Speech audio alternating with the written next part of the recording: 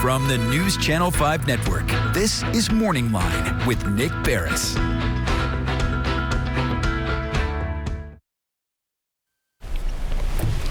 Good morning, everyone. Thanks for joining us on Morning Line. Yes, I do have my microphone on. This is Nick Barris with you on a Thursday. And we have a good show on tap. As always, we're going to open up the phone lines if you want to join in the conversation, just to talk about the happenings here in the city of Nashville and perhaps beyond, because the city does affect so much in the surrounding areas. And to talk about that, and we'll see where he wants to go this morning, would be the vice mayor of this city, okay? Really the number 2 in command.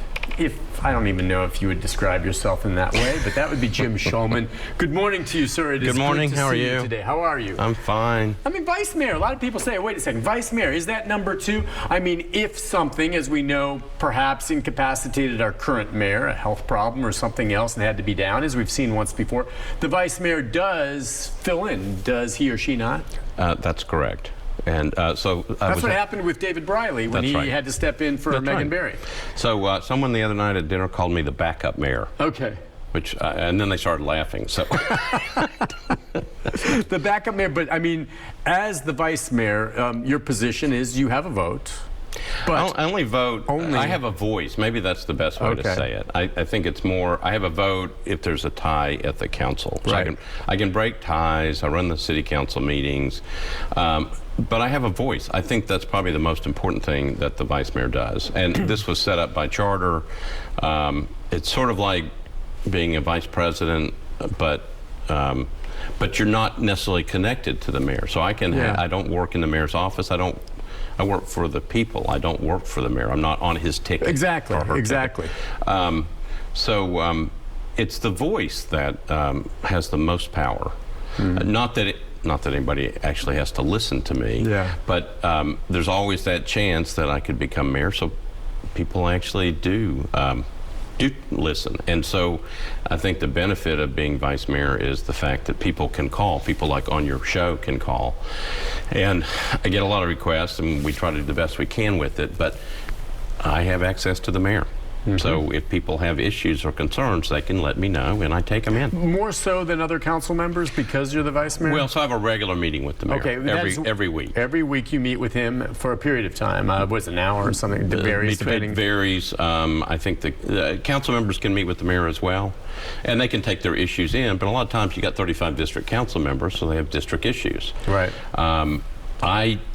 I can focus on district issues if I need to help a council member, but I can also help on an overall issue. So whether it's affordable housing or homelessness or just anything that may be coming on. I mean, even specific issues like if there's some sidewalks crumbling or if there's potholes, obviously, that need to be fixed. Those specific things I can take in. And because you interact so closely with the other council members as vice mayor, I'm curious. Obviously, you go to the sitting mayor and share some of those concerns that you hear. I'm wondering, going the other way, is it always you bringing things to him, or will he sometimes try to pick your brain about maybe what the council's thinking on something? I'm curious, does he get something from it? Yeah, I mean, I usually go in with a set list of things that I want to talk about. But this mayor in particular has certain things that are on his mind when he gets to the office, just like to the rest of us when we're coming in. And so he'll ask questions, and he'll try to figure out kind of what's going on. So I have not talked to him since the budget was released. This week the meeting had to be canceled. I think he had another commitment. But we'll probably talk next week and get an idea of what he was thinking. Had a little bit of an idea about the budget before we actually went in. Well, and that's what we're going to kind of touch on. A lot we can discuss this morning. But with the budget, we had a show earlier this week talking to some homeless advocates, and they made note of the monies that the mayor said he might set aside now for dealing with the issue. And I know you've been in the middle of a lot of that over the past year. So their concern was, okay, it's great that we have this money, but again, now the issue is how will it be spent, and is there a grand game plan? That is always something in the works. We've talked about homelessness for so long. I know there's a commission or committee that's kind of set up that, but they even said, look, the committee, whatever, they don't do anything, they have no power. I guess you have to have that. But they're just wondering, is there a way that the money can be earmarked that really makes a difference, and what will it take? So very pleased that the mayor put, I think it was $50 million. Yeah, I mean, they were like, okay, they're not upset about that. That's a good It's thing. just, all right, what about that money now? So the question is, as we go through the next couple of months looking at what's actually in the budget, what it's proposed for, then you have a little bit more power. The council has a little bit more power in terms of determining what it's supposed to be used for. But 50 mil, okay, I mean, the issue is simple. I mean, not simple to solve, but it's housing. It's housing, period. That's it. Yes, you can say mental health treatment, drug treatment, things like this, jobs. No, number one is a place to live. Right. And so the question is, you know, I see Reverend Fuzz was at some of the meetings bringing up a suggestion about a couple of vacant schools, maybe. And you know, you don't want to oversimplify. Can you renovate these schools that are just sitting there into housing?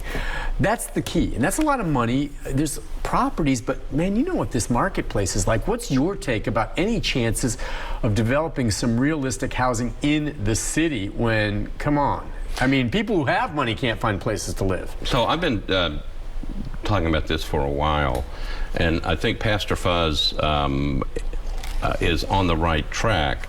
One of the things I did when I first got reelected back to the council about 4 or 5 years ago was I passed a piece of legislation asking for a list of all vacant properties within the school system and Metro. Were there a lot? I didn't get a lot back. Now, these were buildings I were looking for, buildings that were just sitting there. And these are property, excuse me for interrupting. Are these properties owned by the city? Yeah. Okay, go on. Okay, but we have a ton of Metro surplus properties. Okay. You can go find them. I've got the list. Now, one of the things you have to look at is, are they claimed by a department? Are they supposed to be used for something specific? You know, some of those things have to be crossed off the list. But what you're looking for are maybe some larger tracts of property that maybe Metro owns that maybe Metro could utilize. So what Pastor Fuzz was talking about was, okay, take a vacant school building. If we're not using it for anything, are we going to just sell it, or can we use it for something that's a good purpose? Right. And part of it is, can you use it for, can you turn it into affordable housing, workforce housing? Well, we're short on, I know, affordable housing, but the question is, what is affordable housing? Yeah. You know, I think we've talked on the show before about, well, I talked about what was going on in Antioch, and you've got houses down there that are $350,000, $375,000. I'm going like, finally some affordable housing, and people are stopping me and going like, that's not affordable. Right. Yeah, so the question is, you know, we've been dealing with this question. Can you take that $50 million and figure out something very good?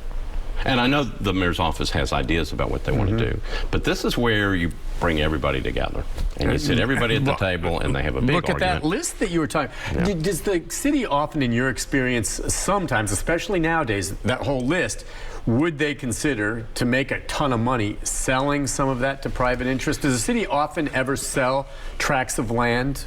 Which you make money, you sell it, you no longer control it, but you sell it to a developer? So you don't have to go back too far. Remember in those tight budget years, this was like 4 or 5 years ago, where nobody wanted to raise property taxes and the city was selling off pieces of land. Okay, so they do that.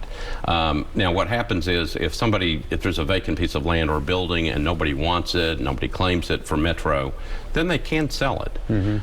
But in this point in time, with the cost of land being so high and the need for affordable housing. Now, I think the big question overall is, does Metro want to get into the housing business? Not in terms of trying to figure out how to build them and have more of them, but actually own the property. The benefit of that, Nick, is that if Metro, contracts it out, builds affordable housing, workforce housing, they control the property. Okay, so they can decide rent, they can subsidize it, or work out programs and all of that. So more of a control we there. can't have rent caps in Nashville. That's been taken away. You can't have inclusionary zoning. I think Councilmember Allen has an interesting bill tonight that is saying if you're a builder and a developer and you want to build higher, then we can give you some incentives to do it, but you have got to put some affordable housing in there. Yeah.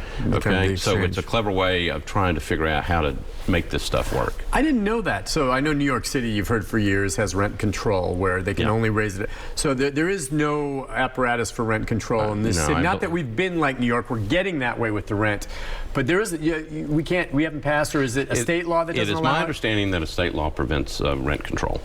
Okay. It's also what happened on inclusionary zoning, because we were going that way, that's been taken away as well. What do you mean? State legislature said you can't do that. Okay. So what we have are, we're trying to figure out this solution with some barriers that are restricting us. Right.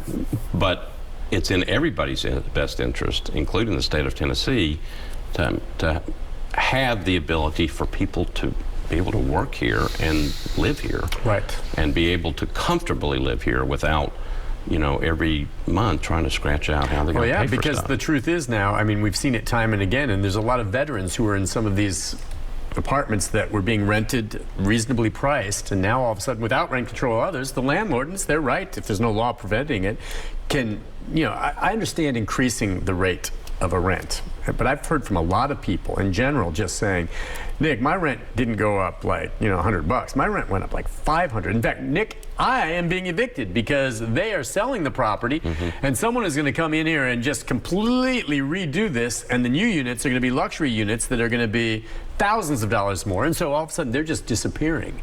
So where are they going? Where are they going? And the question is, they're moving further and further away. Yeah, I guess. And in some cases, we're going to drive everybody out of the city. I think I saw the study just a couple of days ago that the report is, and everyone talks about the crowds and the growth of the city of Nashville, which no doubt it is, but the actual population of people moving into the city itself is going down. Right, it's going more people down. are moving out. And it doesn't mean they're leaving the state. It means, like what you just said, they're moving to Mount Juliet, they're moving to Murfreesboro, they're moving to Lebanon, but the population of this city is going down, and it's not because they don't want to live here, it's because they can't afford to be here anymore. And that's maybe going to get worse. Oh yeah, and it's going to get higher rents and properties outside the area. Well, you got inflation going on. I think one of the things is, as we all, my guess with a war going on, inflation, with all these different concerns, is that you may end up with a recession in the next couple of years. And I know that scares people, but it's our regular, it's the cycle of how our economy works.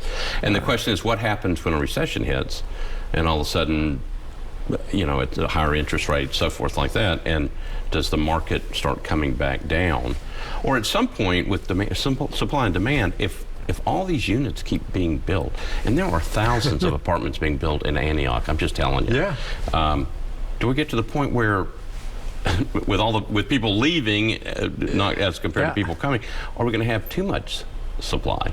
And that's when you all of a sudden start seeing the prices start falling. And I've thought that for a long time, thinking, and yet now I hear the rent, they can't build them fast enough. As we go to the break, producer Mary Elena just gave me this little tidbit, and I'm sure you know it. The median price for a home in Nashville in 2018, barely 4 years ago, $248,000. The median price today is $430,000. Okay, from $248,000 to $430,000. That's the median. That's the center price. There's some lower, some higher. Not the average, but the median, the middle. Man! I mean, and that's in barely just over 3 years. We'll take a break on that note and chew on that one for a minute. We'll come back. Ann and others, if you're on hold, we'll get your calls right after this.